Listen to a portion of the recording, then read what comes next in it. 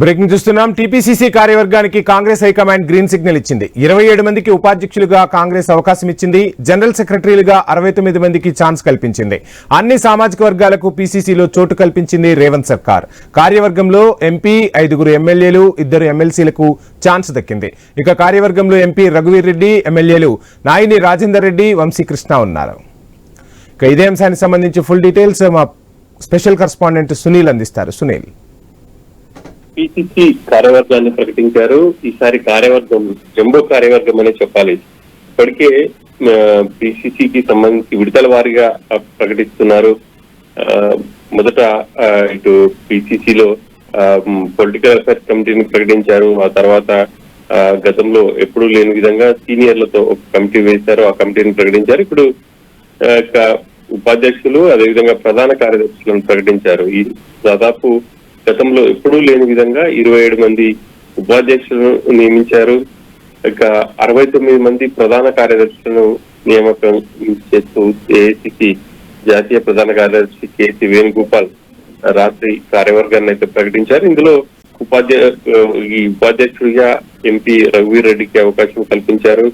ఇక పలువురు ఎమ్మెల్యేలతో పాటు ఎమ్మెల్సీలకు ఇందులో ఇటు కొంతమందికి ఉపాధ్యక్షులుగా, మరికొంతమందికి ప్రధాన కార్యదర్శిగా అవకాశం అయితే కల్పించారు. ఇక అన్ని సామాజిక వర్గ సమీకరణాలను పరిగణలోకి తీసుకొని ఈసారి ప్రకటించారని చెప్పాలి. దాదాపుగా ఎస్సీ, ఎస్టీ, బీసీలకు సంబంధించి ఎక్కువగా అవకాశం కల్పించారు. మొత్తం కూడా ఈ పిసిసి కార్యవర్గంలో 65% పైగా ఎస్సీ, ఎస్టీ, బీసీ, మైనారిటీ వర్గాలకు చెందిన వాళ్ళకే అవకాశం ఇచ్చారు. ఇక మొత్తం మీద వీటిల్లో మనం చూస్తే ఒకసారి ఈ ప్రధాన కార్యదర్శి 69 మందిలో బీసీలు 26 మంది ఉన్నారు, ఎస్సీలు 9 మంది ఉన్నారు, ఎస్సీలు 4, ఇక మైనారిటీకి వచ్చేసరికి 8 మందికి ఛాన్స్ ఇచ్చారు. ఉపాధ్యక్షులు 27 మందిలో బీసీలు 8 మంది, ఎస్సీలు 5, ఎస్సీలు 2, మైనారిటీలు 3కి అవకాశం ఇచ్చారు. ఇక పూర్తిగా సామాజిక న్యాయం దిశగానే పిసిసి విస్తరణ ఉంది అని చెప్పేసి కూడా టిపిసిసి అధ్యక్షుడు మహేష్ కుమార్ గారు చెప్తున్నారు. గతంలో ఎప్పుడు కూడా పిసిసిని ఈ విధంగా ప్రకటించలేదు. మొట్టమొదటిసారిగా కాంగ్రెస్ పార్టీ తెలంగాణలో సామాజిక న్యాయం దిశగా ఇటు మంత్రివర్గంలో కావచ్చు, అదేవిధంగా పార్టీ పదవుల్లో, మరోవైపు ఎమ్మెల్సీ ఎంపికలో సామాజిక న్యాయం దిశగా కాంగ్రెస్ పార్టీ పదవుల్లో ఇస్తుంది అని చెప్పేసి కూడా ప్రకటించారు. మొత్తం మీద గతంలో ఎన్నడూ లేని విధంగా ఈసారి అయితే జంబో కార్యవర్గాన్ని అయితే ప్రకటించారని చెప్పాలి. ఇంకా ఈ రోజు సీఎం ఢిల్లీలో ఉన్నారు.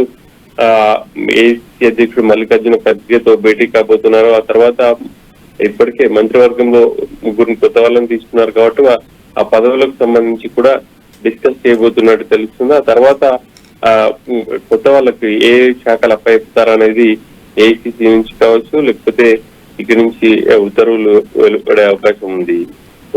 సునీల్, చూస్తున్నాం ఒకవైపు మీరు అన్నట్టుగా మంత్రివర్గ విస్తరణ, మరోవైపు టీపీసీసీ కార్యవర్గాన్ని కూడా జంబో కార్యవర్గాన్ని ప్రకటించడం వెనుక కాంగ్రెస్ వ్యూహం ఏంటి?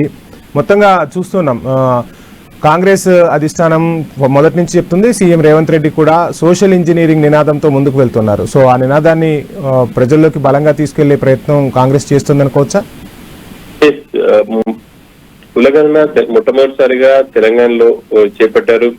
రాహుల్ గాంధీ ఆలోచన మేరకు కులగణన చేపట్టాం. ఆ దిశగా ఇటు పార్టీ పదవులతో పాటు మంత్రివర్గంలో జనాభాకు అనుగుణంగా పదవులు కట్టబెడుతున్నామని చెప్పేసి కాంగ్రెస్ పార్టీ నేతలైతే చెప్తున్నారు. ఇక ఈ మధ్య కాలంలో ప్రకటించినటువంటి అన్ని ఇటు విభాగాలకు సంబంధించి ఇటు ఎమ్మెల్సీలు 5 ఎంపిక చేసింది ఏఐసిసి. అందులో కూడా ఎస్సీ, ఎస్టీ, బీసీలకు పెద్దపీట వేశారు. మైనారిటీకి కూడా ఎమ్మెల్సీ ఇచ్చారు. ఇక 2 రోజుల క్రితం జరిగినటువంటి మంత్రివర్గ విస్తరణలో 2 ఎస్సీలతో పాటు బీసీలకు అవకాశం కల్పించారు. ఇప్పుడు పిసిసి కార్యవర్గంలో కూడా బీసీ, ఎస్సీ, ఎస్టీ, మైనారిటీలకు పెద్దపీట వేశారని చెప్పాలి. కార్యవర్గంలో దాదాపుగా 67% బీసీ, ఎస్సీ, ఎస్టీ, మైనారిటీ వర్గాలకే చోటు కల్పించారు అని చెప్పేసి కూడా చెప్పుకోవచ్చు. మొత్తం మీద చూస్తే తెలంగాణ నుంచే సామాజిక న్యాయాన్ని పూర్తి స్థాయిలో పాటించే దిశగా ఏఐసిసి కంకణం కట్టుతుందని చెప్పాలి. అందులో భాగంగానే పదవులు కూడా కేటాయిస్తా ఉన్నారు.